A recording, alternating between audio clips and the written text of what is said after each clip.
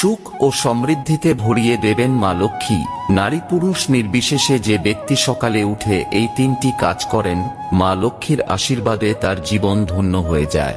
জানার আগে হে মা লক্ষ্মী যে এখনই লাইক সাবস্ক্রাইব করে কমেন্টে জয় মা লক্ষ্মী লিখবে, তার ঘর তুমি ধন সম্পদে ভরিয়ে দিও।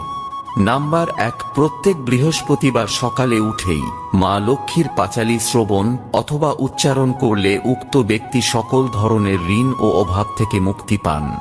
নাম্বার 2, কেউ সকালে উঠেই যদি মা লক্ষ্মীকে বলেন, হে মা, আমি অনেক দুঃখী, আমাকে কৃষ্ণ প্রেম প্রদান করুন, তাহলে মা লক্ষ্মী কৃষ্ণ প্রেম প্রদানের সাথে সাথে উক্ত ব্যক্তিকে প্রচুর ধন সম্পদ দিয়ে ধনী করে তোলেন।